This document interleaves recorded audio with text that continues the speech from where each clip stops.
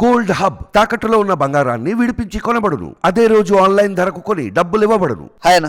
Hello అమ్మా, మనకి నమస్కారం. ఇప్పుడు కాంగ్రెస్ ప్రభుత్వం అధికారంలో ఉంది, ఎలా ఉంది అంటారు? కాంగ్రెస్ ప్రభుత్వం అధికారంలోకి వచ్చిన తర్వాత స్త్రీలకు బస్ టికెట్ ఫ్రీ ఇచ్చారు. ఉచిత కరెంటు 200 యూనిట్ అది ఉచితం ఇచ్చేస్తున్నారు. ఇప్పుడు కొన్ని రోజులు అయింది కాబట్టి ఉన్న సమస్యలన్నీ తీరాలంటే ఇప్పుడిప్పుడే 2 పథకాలు అయితే క్లియర్ చేశారు. ఇంకా రానున్న రోజులలో ఇంకా అవన్నీ పథకాలు క్లియర్ చేస్తారని ఒక గట్టి నమ్మకంతో ప్రజలు ఉన్నారు. ప్రజల ఆకాంక్ష కూడా అదే. ప్రభుత్వము సక్రమంగా అన్ని సదాగా అన్ని చేసుకుంటూ పోతూనే ఉంటుంది కాంగ్రెస్ గవర్నమెంట్. అంటే ఇప్పుడు కాంగ్రెస్ ప్రభుత్వం వచ్చి 100 రోజుల పైనే అయింది కదా. బీఆర్ఎస్ ప్రభుత్వం ఉన్నప్పుడు కాంగ్రెస్ ప్రభుత్వం ఉన్నప్పుడు ఏంటి తేడా ఈ రెండింటికి? బీఆర్ఎస్ ప్రభుత్వంలో 4 పిల్లల ఆట అయిపోయింది. ఇది వాళ్ళ కుటుంబం, కల్వకుంట కుటుంబమే మొత్తం తెలంగాణ ప్రజలని ఏలినరు. ఇది కాంగ్రెస్ గవర్నమెంట్ అట్లా కాదు. కాంగ్రెస్ గవర్నమెంట్ రాగానే ప్రజలది ఫ్రీగా చేసేసారు. ఏమంటారు ఇది ప్రగతి భవన్. ప్రజలు ఏ విధంగా వచ్చి వాళ్ళ సమస్యలు చెప్పుకోవడానికి ఒకటి ఇది ఇచ్చారు.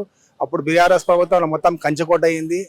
ఇప్పుడు అవన్నీ కంచుకోట చేసి ప్రతి ఒక్క సామాన్య మానవుడివి వచ్చి తన పింఛన్ కానీ తన సమస్యలు కానీ ఏదైనా ఇట్లా డైరెక్ట్గా చెప్పుకున్నంత ధైర్యం ఇచ్చాడు రేవంత్ రెడ్డి గారు. అంటే కాంగ్రెస్ చాలా ఆరోపిస్తుంది బీఆర్ఎస్ చేసిన తప్పులు, కాళేశ్వరం ప్రాజెక్టులు కానీ లేకపోతే మొన్న వచ్చిన ఫోన్ ట్యాపింగ్ విషయం కానీ కాంగ్రెస్ ఆరోపిస్తుంది. ఇది ఎంతవరకు నిజం అంటారు?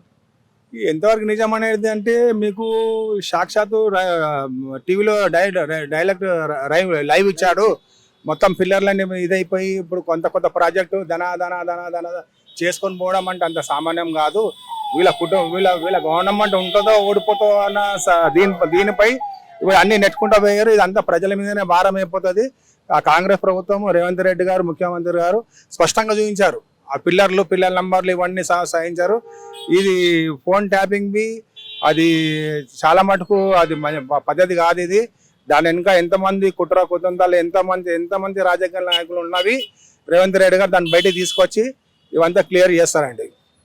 రేవంత్ రెడ్డి గారి పదజాలం కూడా అంత బాగుండదు, ఒక సీఎం మాట్లాడినట్టు మాట్లాడట్లేదు అని ఆరోపిస్తున్నారు బీఆర్ఎస్ నాయకులు. ఏమంటారు? బీఆర్ఎస్ నాయకులు అంత చండాలంగా మాట్లాడే విధంగా అయితే రేవంత్ రెడ్డి గారు ముఖ్యమంత్రి గారు అట్లా మాట్లాడరు. వాళ్ళు మాట్లాడిన మాటలకు స్పందనగా అతను చెప్పుకుంటున్నాడు, మాట్లాడుతున్నాడు. దానికి బీఆర్ఎస్ ప్రభుత్వము ఇది చేస్తున్నారు. వాళ్ళ ప్రభుత్వం ఉన్నప్పుడు నానా రకాలుగా ప్రజలే కాకుండా ప్రతి ఒక్క కాంగ్రెస్ నాయకులను చాలా హింసించి ఇది చేశారు. వీళ్ళు అట్లా కాదు, వీళ్ళ పని వీళ్ళు చేసుకొని పోతూనే ఉంటారు. ప్రజలు గెలిపించిన మనుషులు ప్రజలకే సేవ చేసాం ముఖ్యమంత్రి గారు. లాస్ట్ కి కాంగ్రెస్ 100 రోజుల పాలన ఎలా ఉందంటే ఒకే ఒక మాటలో ఎలా చెప్తారు? ఏం చెప్తారు? బ్రహ్మాండంగా ఉందండి. వైఎస్ రాజశేఖర రెడ్డి గారు తర్వాత మాకు ఇప్పుడు రేవంత్ రెడ్డి గారే మాకు దేవుడు అండి. Thank you. ఓకే అండి.